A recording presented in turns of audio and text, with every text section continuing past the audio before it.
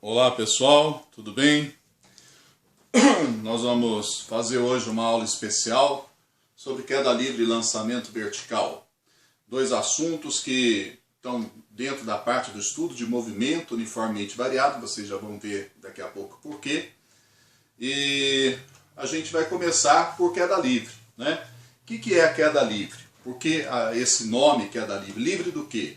Bem, na verdade o que acontece é que quando eu solto, por exemplo, uma folha de papel, né? Uma folha de papel e um parafuso, certo? Eu percebo que o parafuso chega primeiro que a folha, certinho? Mas por que isso acontece, né? A gente percebe que quando a folha cai, ela sofre uma força de resistência diferente da que sofre o parafuso. Da onde vem essa força de resistência? Obviamente que dessa atmosfera, desse ar que nos envolve, que nós temos aqui, e isso faz a folha cair de uma forma mais lenta do que o parafuso. Se eu pegar essa folha, amassá-la, né, fazer com que ela fique com uma superfície menor, uma bolinha pequena, e soltar novamente os dois da mesma altura, no mesmo instante, eu vou perceber que eles chegam praticamente juntos ao solo, né? O que mudou foi o peso? Não, o peso continua o mesmo. Só que dessa vez a resistência do ar interferiu muito pouco, certo? Então o que é a queda livre, né? Voltando à questão do tema. O livre significa livre da resistência do ar. Então nós vamos desprezar essa força, né, de resistência do ar, essa força contrária, e vamos imaginar que os corpos estão caindo num ambiente isento de atmosfera, ou seja, no vácuo, beleza? Assim sendo, toda a força que vai existir ali, a única força, na verdade, que vai existir ali, é a força gravitacional, a força da gravidade do planeta, né? No nosso caso aqui da Terra. E vai, consequentemente, gerar uma aceleração única, uma aceleração só, chamada aceleração da gravidade. Bem, qual é a consequência disso? Ora, se eu tenho uma aceleração única e essa aceleração ela é constante, ela não vai mudar, considerando quedas relativamente pequenas, né, de altura relativamente baixas, então eu tenho um movimento uniformemente variado, porque a característica principal do movimento uniformemente variado, o que é? Ter uma aceleração constante, uma aceleração não nula, porém constante. Então, o movimento de queda livre, assim como de lançamento vertical, que nós vamos aproveitar e falar aqui nesse embalo, eles são nada mais que movimentos uniformemente variados, que a gente já estudou, já conhece, certo?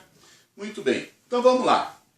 Vamos imaginar um corpo partindo do repouso, né, uma esferinha aqui, partindo do repouso, velocidade inicial 0. E vamos supor que a gente queira calcular o tempo de queda dessa esferinha. O que nós vamos fazer? Nós vamos pegar a função horária do espaço, certo? Δs igual V0 vezes t, mais meio de gama t quadrado, gama é a aceleração.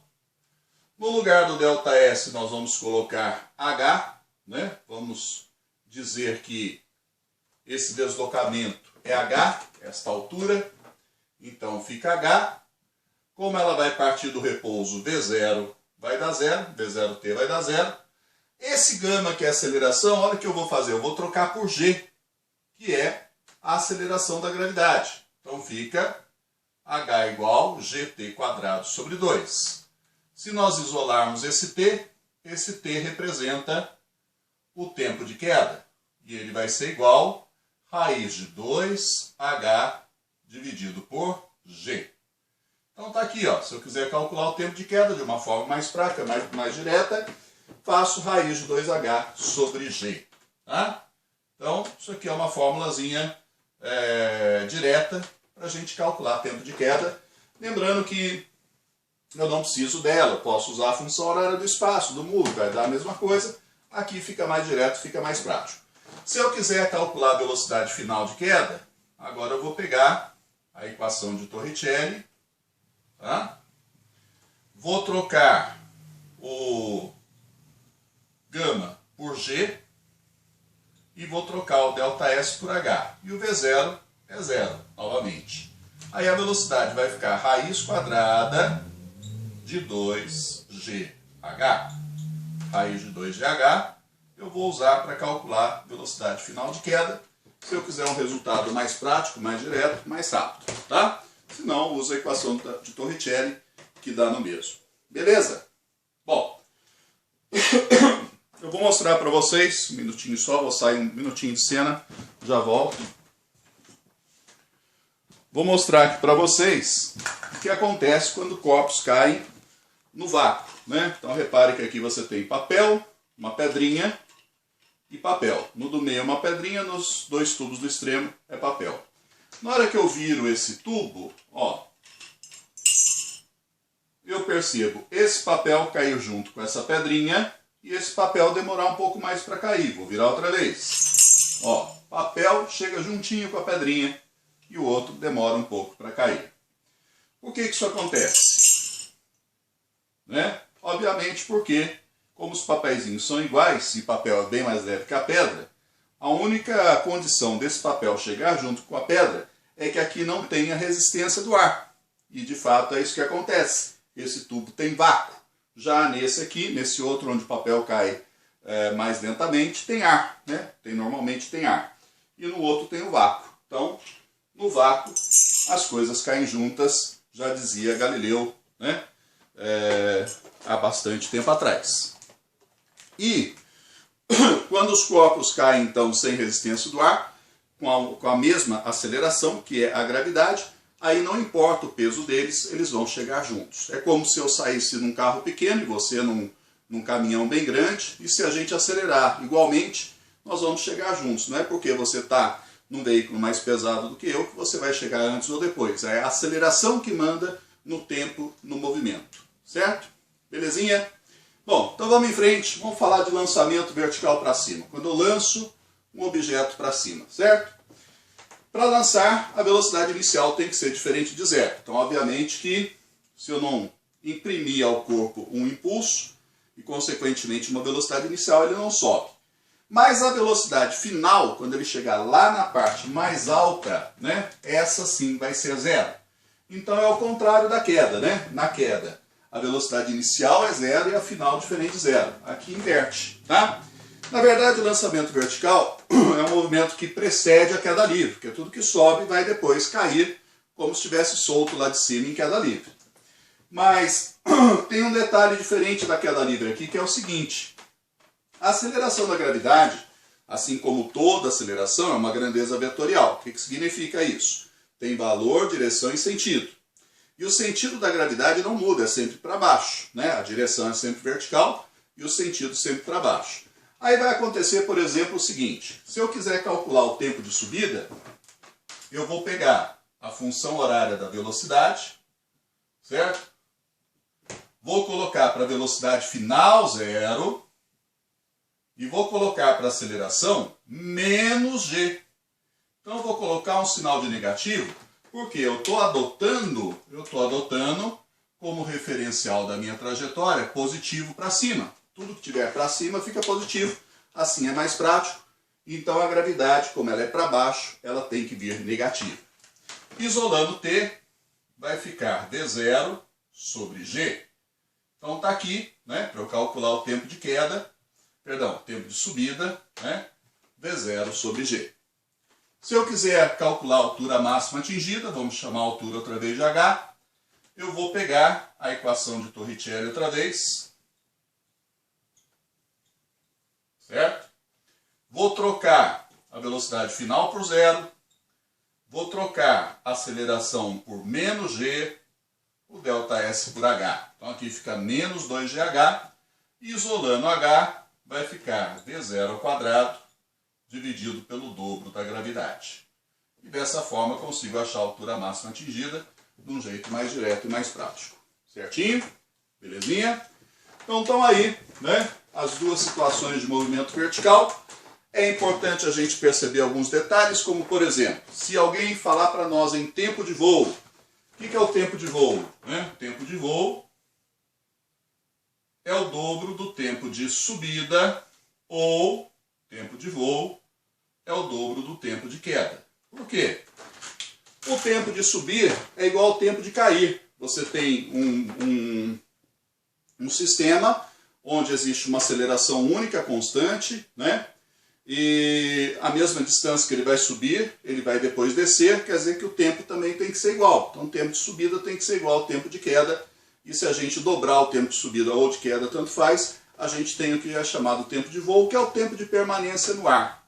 Outra coisa importante também é verificar que, como ΔS dá zero, né? Como ΔS dá zero, a velocidade final e inicial são em módulos iguais. Então, se eu lançar um corpo com uma velocidade, vamos supor, de 20 metros por segundo, ele vai chegar na minha mão, ele vai voltar para a minha mão com uma velocidade em módulo de 20 metros por segundo, ou seja, com a mesma intensidade, né? A velocidade de lançamento é igual em módulo à velocidade de queda. Certinho? Então, essas são as características, são os detalhes desse movimento vertical sob a ação da gravidade, que a gente chama de queda livre ou lançamento vertical. Beleza? Bom, vou fazer uma questão aqui para vocês. Uma questão... Vou apagar aqui, certo? Que diz o seguinte...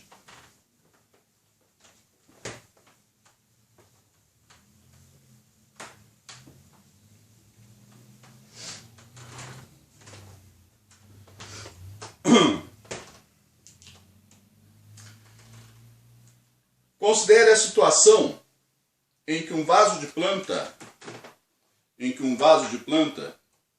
mal colocado na sacada da varanda de um apartamento, cai, atingindo o solo 3,5 segundos depois. Desprezando-se o arrasto do ar sobre o vaso, podemos afirmar que o módulo da velocidade com que o vaso atingiu o solo e a altura da qual ele caiu valem... Bom, então, para começar, né?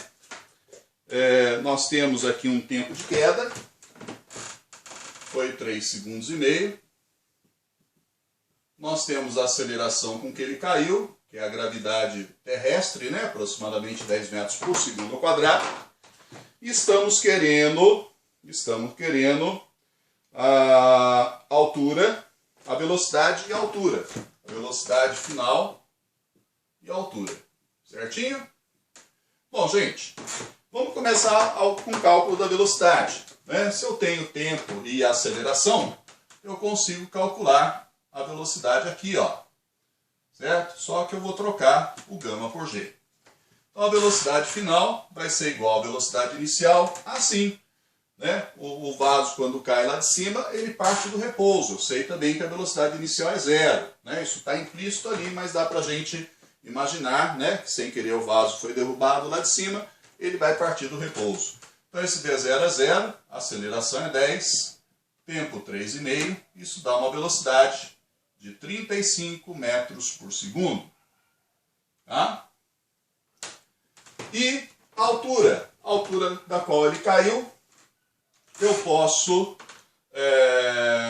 calcular essa altura pela função horária do espaço. A altura vai ser V0t mais gt quadrado sobre 2. O V0 outra vez é 0, então a altura vai ficar 10 vezes 3,5 ao quadrado dividido por 2. Certo? Então não estou usando nenhuma daquelas fórmulas básicas que a gente fez, né? E isso vai dar 61 metros e 25. 61,25 metros é a altura de queda desse vaso. E estou usando, né, as fórmulas do MUV, normalmente, aquelas que a gente já conhecia, como eu disse, esses dois movimentos, ou esse movimento vertical sob a ação da gravidade, ele é um movimento uniformemente variado como qualquer outro. Eu só troco as letrinhas aí para ficar mais de acordo, né, chamando a aceleração de G e chamando ΔS ou S de H, né, ou ΔH, certinho? Então um abraço para vocês e até a próxima.